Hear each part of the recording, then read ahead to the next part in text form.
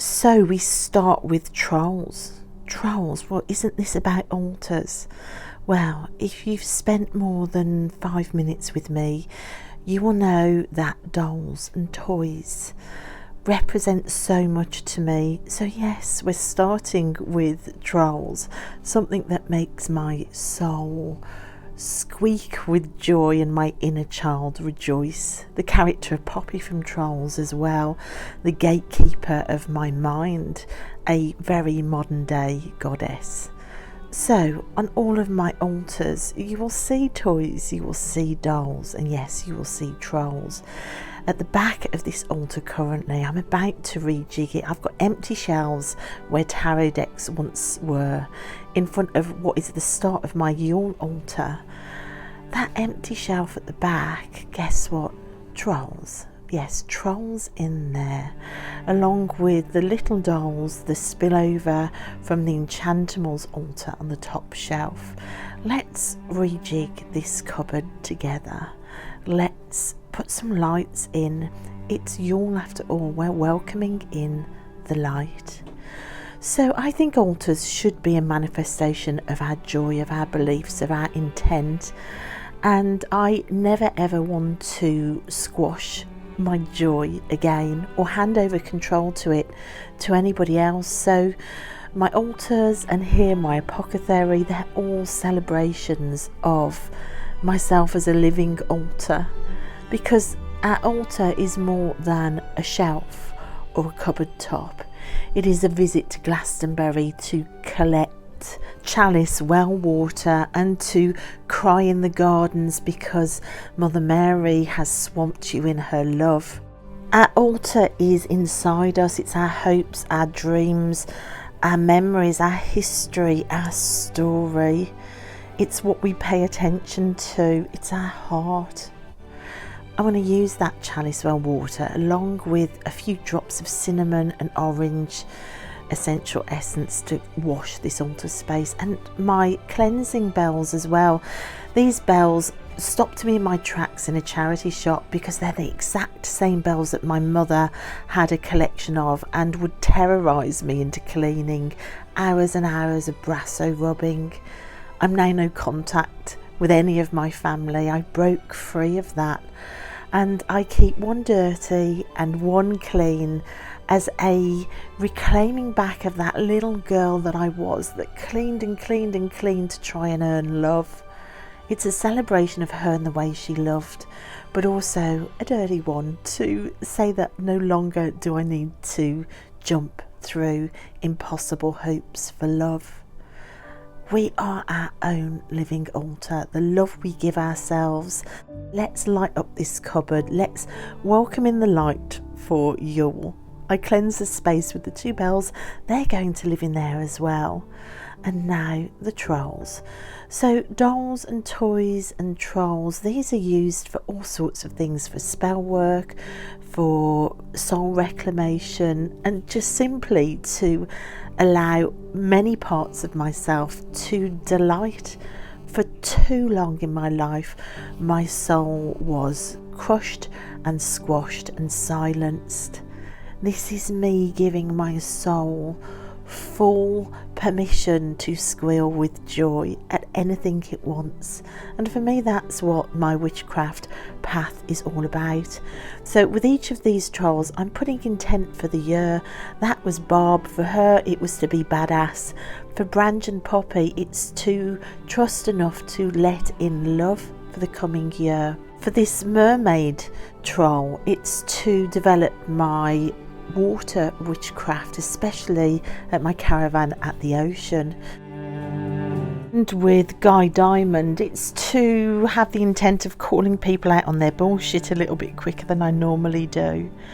So you can see there are many uses and many meanings for each and every one of these trolls. And there is Poppy right by the door. She is going to be worked with as a very modern day goddess, a goddess of hope and positivity and taking on real life challenges one step at a time, brick by brick.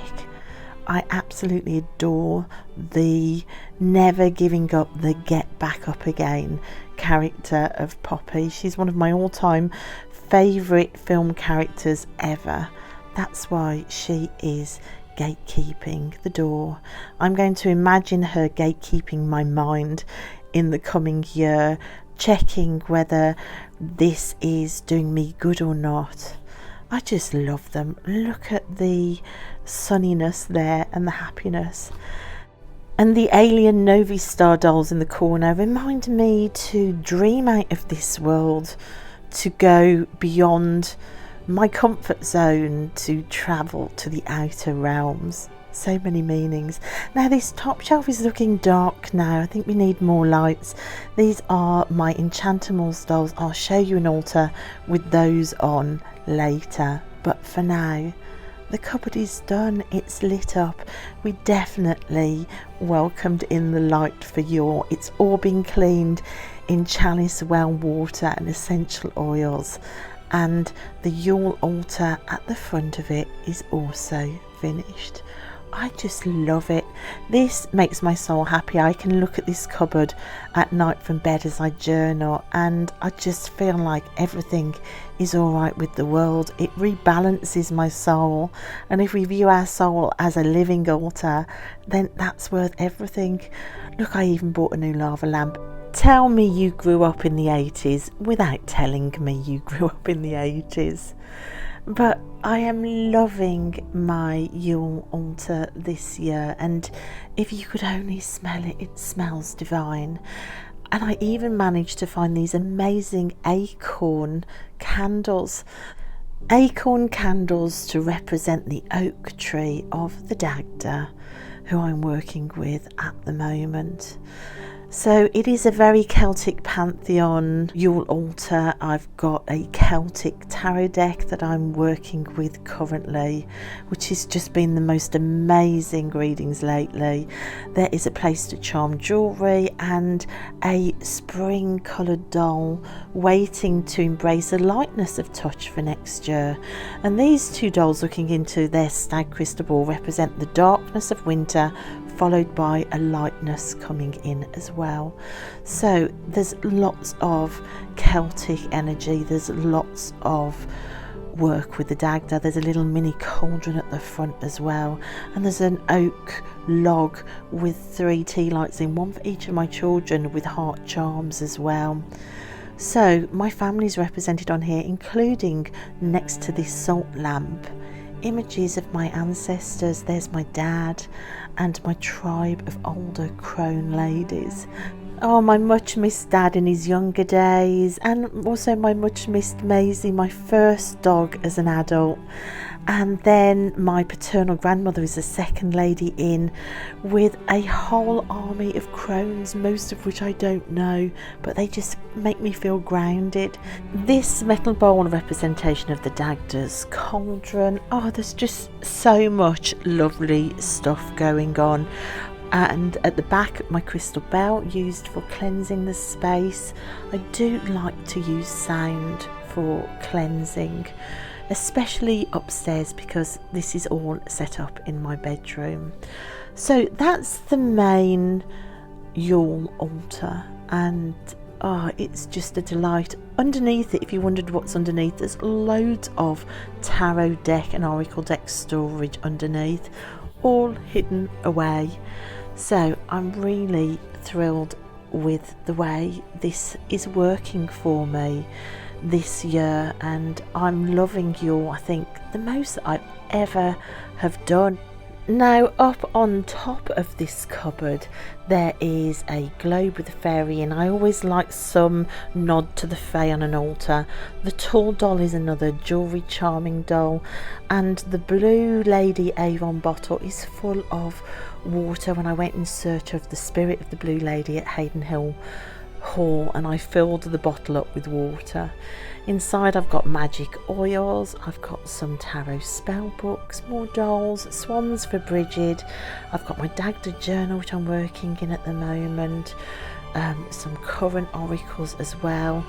This journal, I've just made this actually, it's all made with scrap and reclaimed material. I am currently working with the Dagda, it's like a mini grimoire and I'm loving that as well. So every bit of space is used and it's magic, it makes my soul really happy. Now the other side of the room, there is this space. I have my tarot trolley, which I found abandoned by the side of the road. And this is my Enchantimals altar, which I mentioned before. I use this as a kind of tarot storytelling altar. It's full of all sorts of things. It's got Monster High dolls in. This doll over the top of the cottage, a representation of octopus energy. This doll is representation of the old version of me. There is a version of me with my Sagittarian spirit. Again, it's overlooked by ancestors. That little boy in the shadows there is a picture of my dad as a tiny little boy. There is Mother Mary energy represented on here with cards sent to me by a friend.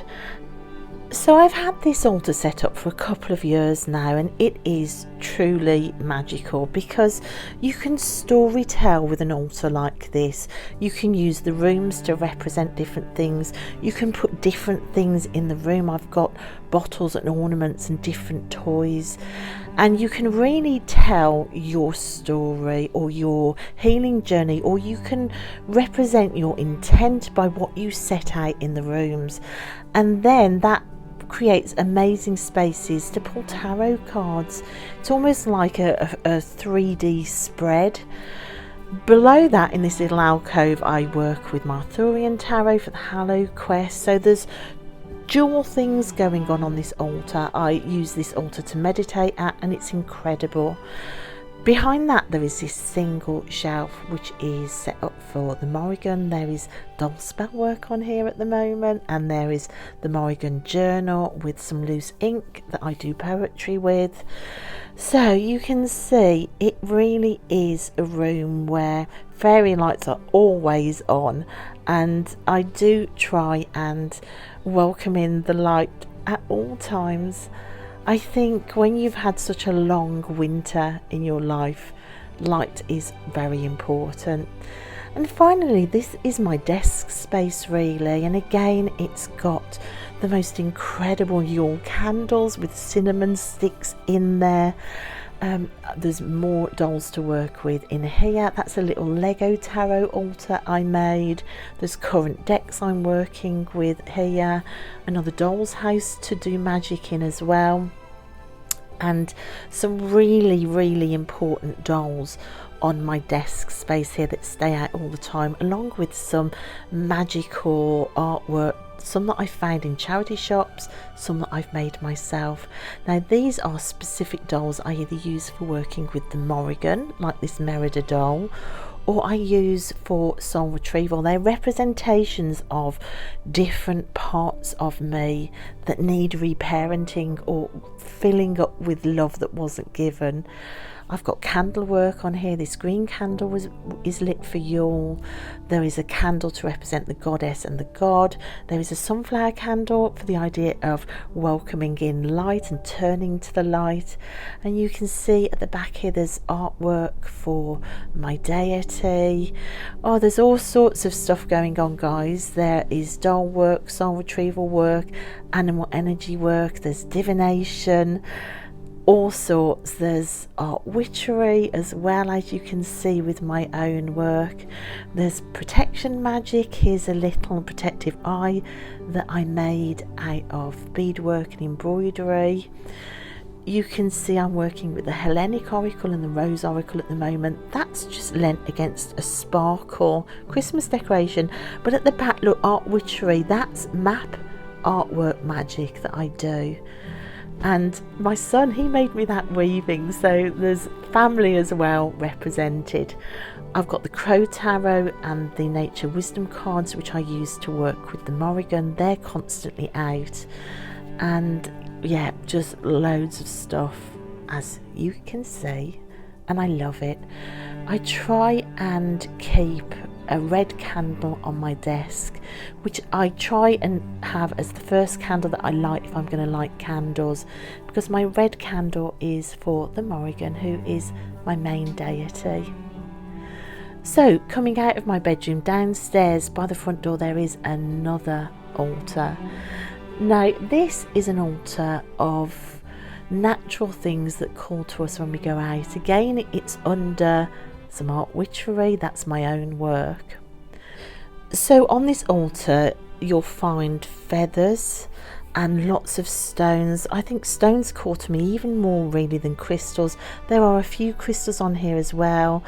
There are tarot cards, there is a crystal deck as well, and there are swans for Bridget, who is another one of my main deities that I work with. And it's really special, stones in particular, because the kids collect stones that speak to them and they give them to me as well. Ever since they heard the story that penguins find beautiful stones to give to the people they love the most, they always bring me stones, my kids, and say, will you be my penguin? And it just feels like a really protective space right by the front door.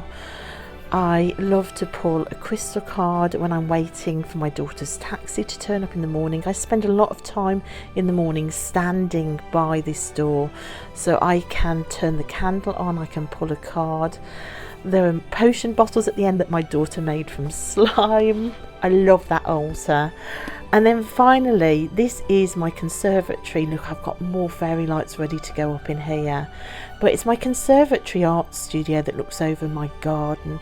And this year I decided to build an altar space in here on my desk. Because art witchery is such a huge part of my practice, it just seemed really amiss I didn't have some altar space in here. You can see I've got more stones. Look at this dancing woman stone I found. I've got more swans for Bridget. There's crystals. There are fairies and unicorns as well. There are some beautiful crystals sent to me by a friend, and some oracle, and also some tarot in here that I use for different things. Look at this, colour your tarot. I've just found that. Another crystal point there. These are old nails that I collected from the garden when I built my fences. Again, another nod to the Fae on an altar. Really important on this one because this altar is so close to the garden. And that's what this is. This is a representation of the spirit of place in my garden. And then these prompts are from Inktober, which is still on my desk. Guys, I fell so off the wagon with Inktober. You can see this is all art witchery. This is healing art witchery. This is adapting a kid's board book using the prompts of Inktober. This has been magic. I will finish this at some point. On top of the altar you can see there is a peg doll that my son made me, and this amazing stand with a giraffe and an octopus on. He's into animal energy too. There is the Queen Frida Kahlo and dolls that represent Frida, dolls that represent me. If we come on up, there is work to Bridget, the creativity of Bridget. There are images of Bridget, a doll representing Bridget. Oh, there's David representing David Bowie, my creativity troll. There are bells for cleansing and more crystals. Oh, 2 rose quartz crystals there. I'm going to take one of those up for my ancestor altar upstairs. There is another doll here that represents Bridget as well. And look, tarot decks hanging from a branch which I cut from my tree in the garden.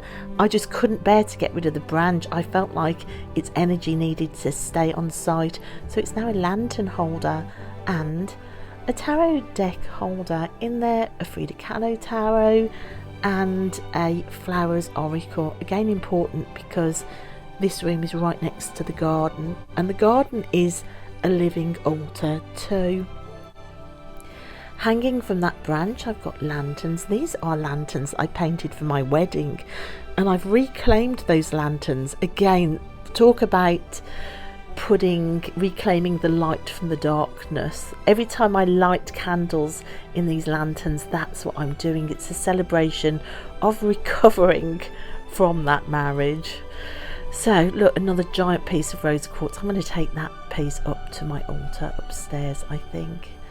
So there's bells for cleansing, there are crystals, more stones, more driftwood, more swans, more nails from the garden, which I use in my art witchery as well. All sorts, painted pebbles. It is just a joy to have this in here. It was the best thing I did last year, was to build this space, and guys, look how inviting that is. That beckons me to come and work. And just to show you what's on the easel, because I would be mad if I saw an easel and didn't know what was on there. It's an oil painting that I'm currently doing. So those are my altars, and I think the message that came across when I was filming this for myself was, altars are a celebration of your story, of your dark times, but also a celebration of moving to the light, exactly like Yule is. It's a place to sit and meditate and reflect and to embrace all that you are. I think altars come with us in our heart and soul. They're portable, they're in our minds as well, and they should be a representation of our joy. So let's build altars everywhere, and let's become our own altar too. Thanks guys so much for watching, and I'll see you next time.